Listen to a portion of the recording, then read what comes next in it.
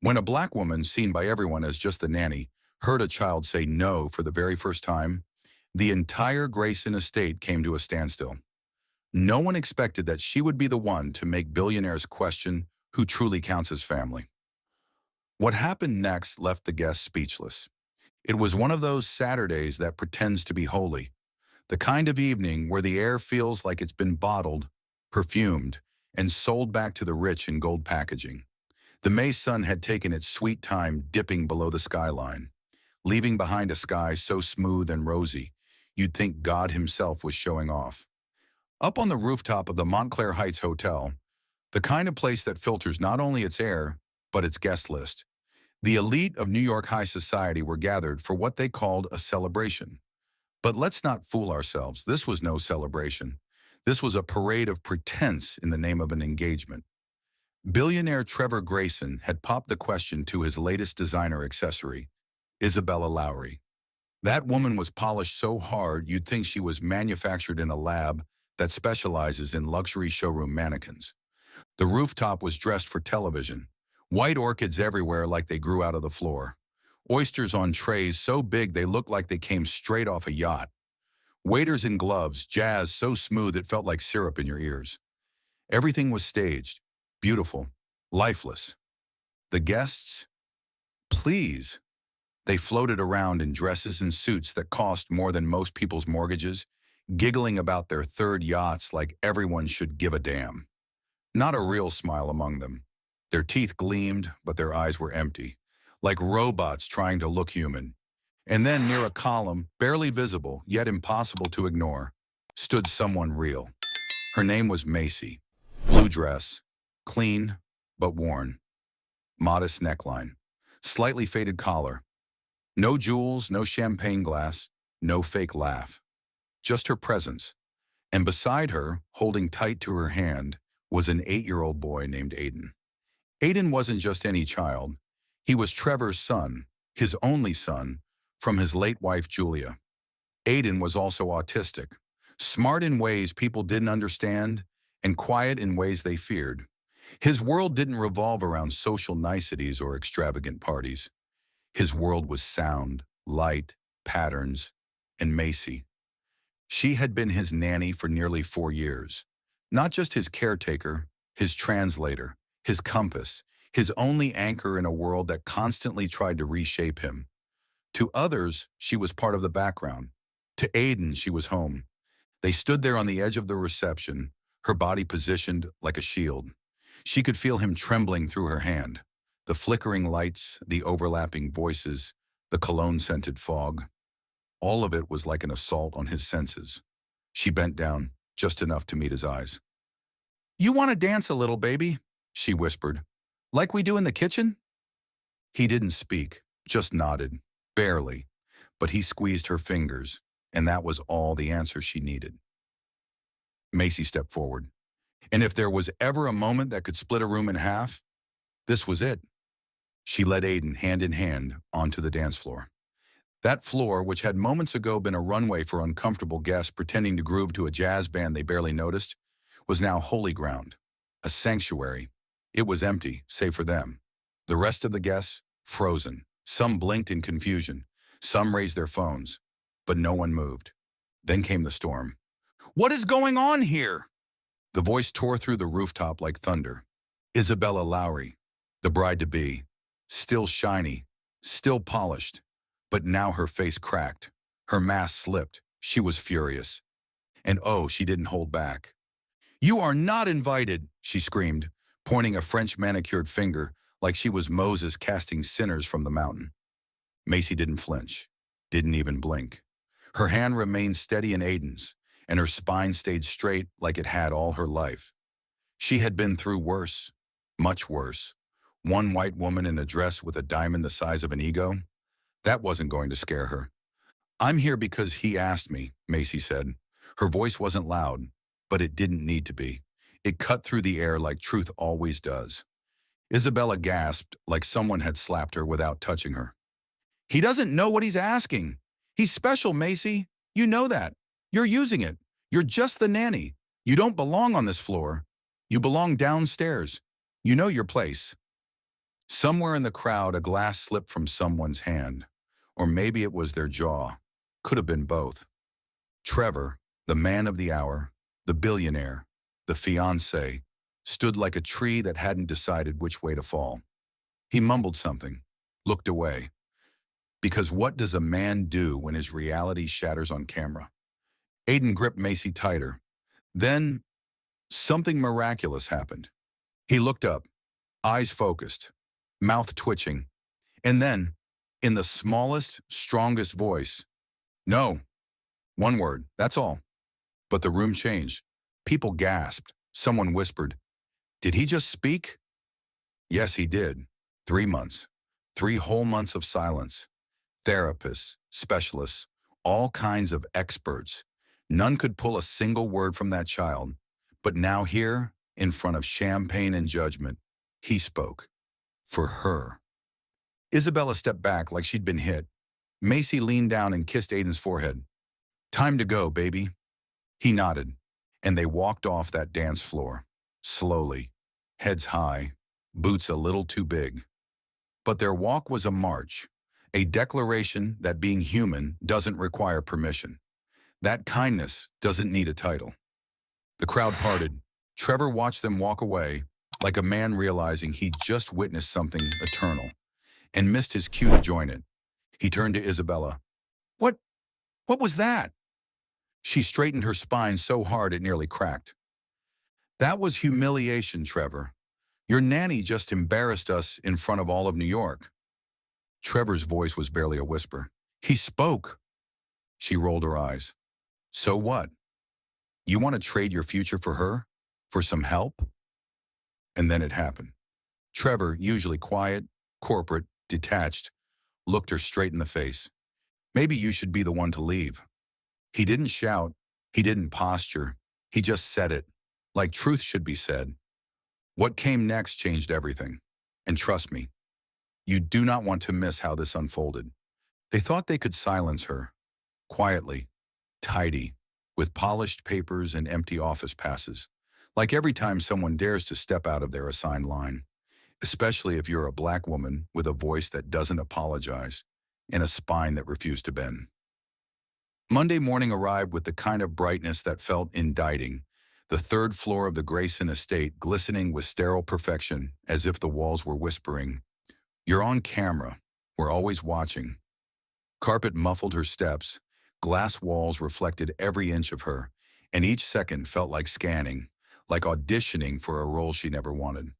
In the hallway stood Clara, a fellow caretaker, a Latina woman in her 50s whose eyes carried the weight of someone who'd seen too many capable women shown the door. Her whisper was silent enough that not a soul heard, but Macy felt it like a punch. "Take care. It's cold in there. Not even coffee will warm you up." That line cut deeper than the icy air conditioning inside. Clara wasn't just being cautious. She was warning. The door swung open at the precise moment Macy stepped forward, ushered in by a white assistant whose expressionless face looked carved from marble, moved only by protocol. Macy took in the room, a long, polished table stretching like a boardroom battlefield, Trevor's silhouette at the far end, and Isabella standing a hair's breadth away, her posture rigid with conviction. Lips painted the same shade as her unyielding expectations. The air tasted clinical, like a dentist's office. But this meant more. This was the sound of power. "Miss James, please sit," the assistant prompted, voice so smooth it could have been vacuuming sincerity from the air. Macy stood still, not out of defiance, but because she wasn't here to sip invisible tea. She straightened her shoulders and let silence become her armor. Seconds dragged like hours until Isabella finally cleared her throat, voice cold as a courtroom stenographer. "Macy, we appreciate the assistance you've provided to Aiden, but your behavior at the engagement is unacceptable." Unacceptable. The word hovered over her like a guillotine blade, ready to fall. Unacceptable when all she did was protect a scared child. Unacceptable because a nanny dared to claim the same space as giggling guests. She responded with measured calm, tone flat, but eyes blazing with quiet fire.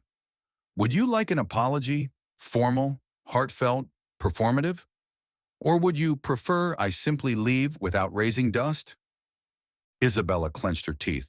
Smooth sugars can hide bitterness, but this was pure vinegar dripping in Prada. You created the impression you're part of the family, she said, voice low, venomous. But you are not. Trevor hadn't spoken. His shadowy eyes remained locked on the window behind him, maybe hoping a breeze could cool the tension. Almost like he forgot he was the father of the boy she'd literally rescued from panic attacks and midnight breakdowns countless times. Macy let her memory speak loud. He said no for the first time ever in front of a crowd. That mattered. Maybe you should remember how many therapists you schlepped him through before that moment. How many speech therapists you swapped like undergarments because you weren't hearing what you wanted to hear? The words landed.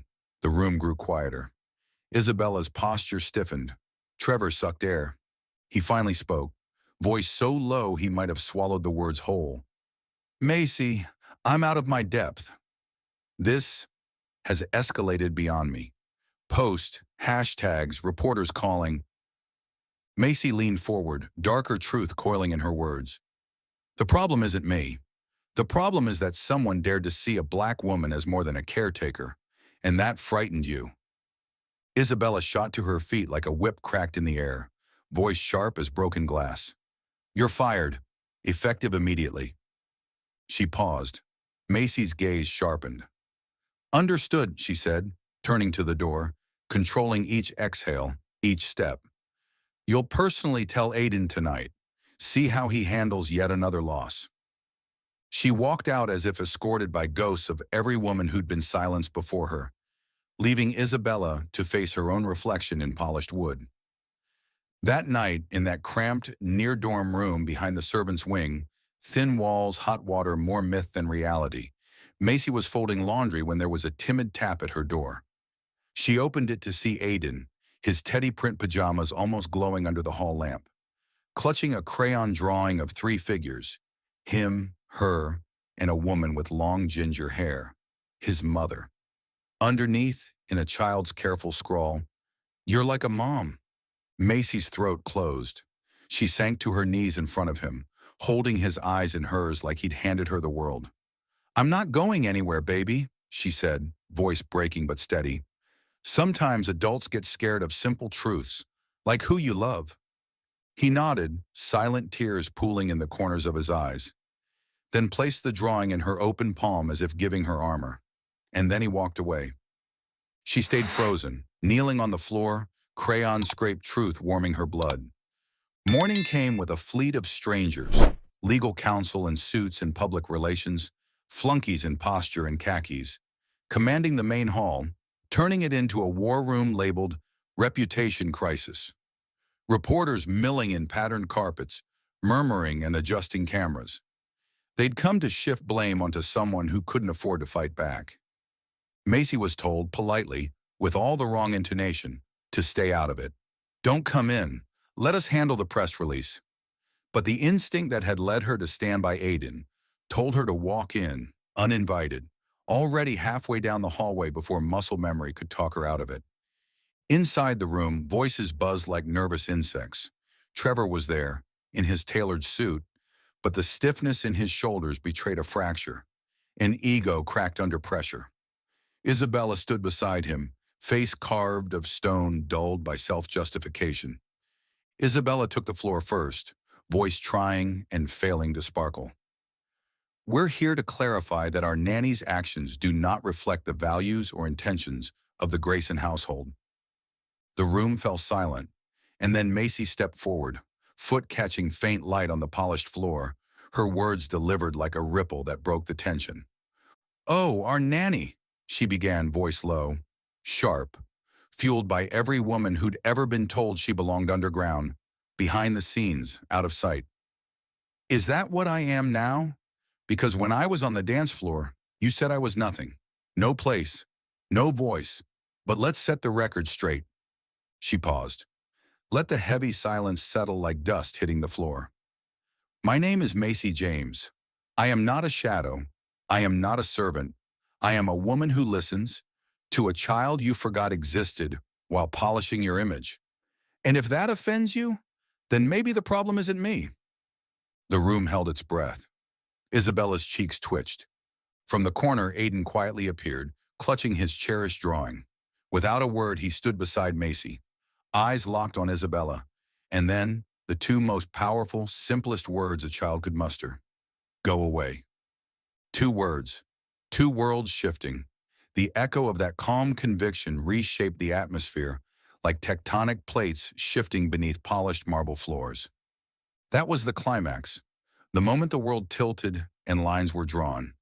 Everything they'd been building since Saturday crashed and burned right there, in front of cameras, in front of attorneys, in front of their own damn selves. They didn't see it coming. They couldn't script it, and they couldn't undo it. Stay tuned, because after this, nothing will ever be the same. You'll want to see them reckon, you'll want to see them fall, and you'll absolutely want to see how Macy and Aiden still stand when the dust settles. If the walls inside the Grayson estate could speak, that night they wouldn't whisper, they'd shout. They'd scream like beams cracking under the weight of old lies. Because after 8-year-old Aiden, the boy so many labeled too special to understand, too quiet to have an opinion, looked straight into Isabella's face and said the word, leave. Something in that house moved. Not just the air, not just the guests, the foundation. She didn't leave with grace. There was no calm, polite exit, no social spin, no smile for the cameras. She stormed out like a cork shot from a bottle of overpriced champagne, not in celebration, but in shame and fury. Her heels hit the marble like gunfire. Her face flushed red, with something too tangled to be pride, twisted as she turned toward Trevor, her soon-to-be nothing. You'll regret this, she hissed, but her voice was thinner than usual.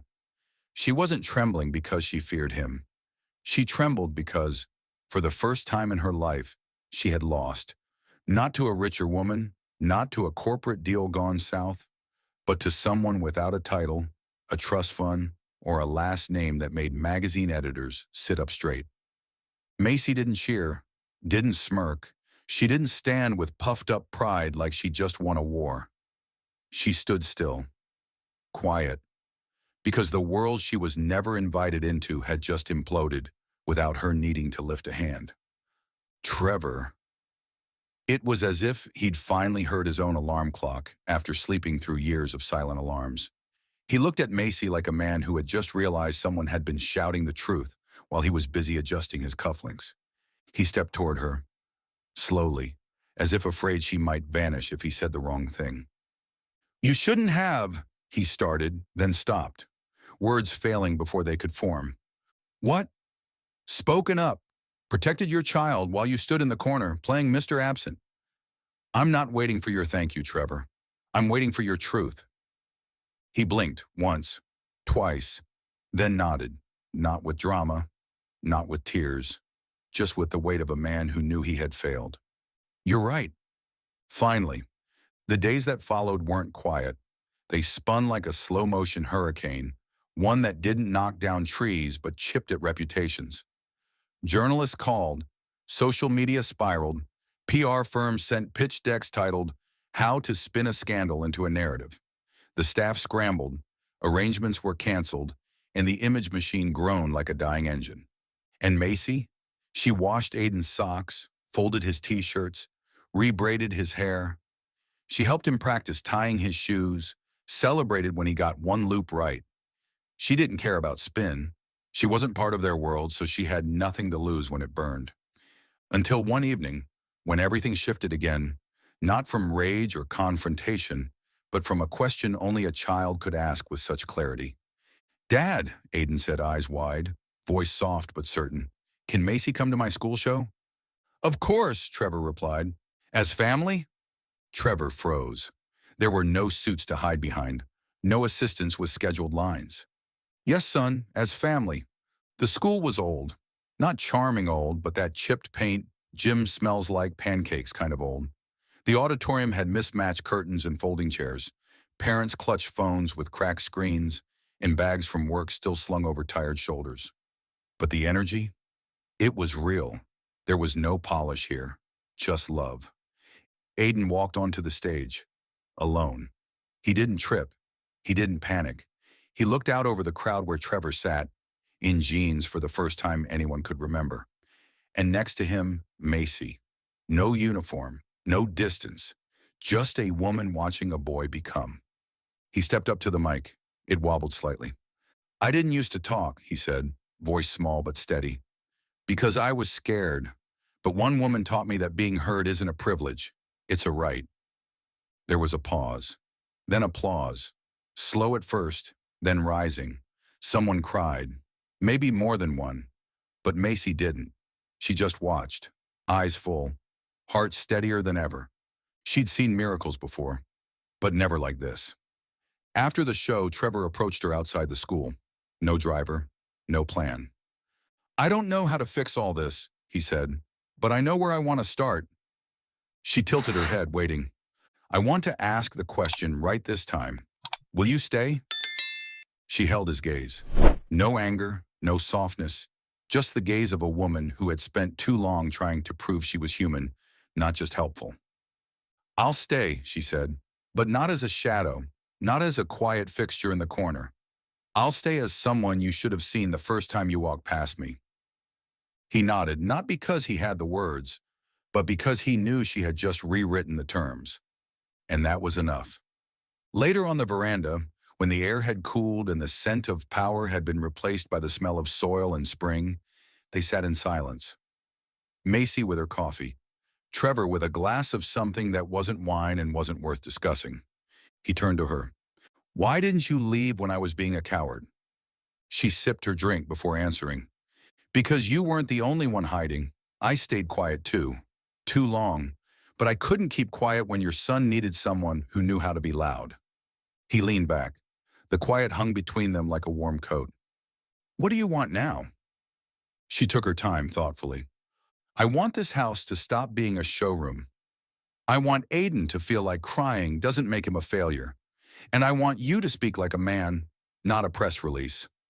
He smiled, the real kind, not the camera kind. "And what else?" She stood up, eyes sharp, steady. "Next time someone yells, 'You're not invited,' I want you to be the first to say, 'She belongs here. She always has.'" He stood too. "You've got it." This story was never just about a nanny who stepped onto a dance floor. It was about a woman who reminded everyone, being visible isn't a favor someone gives you. It's a right you claim. No permission needed, no stage required. And she did, on her own, with steady hands, and the voice of a child beside her who finally learned how to speak.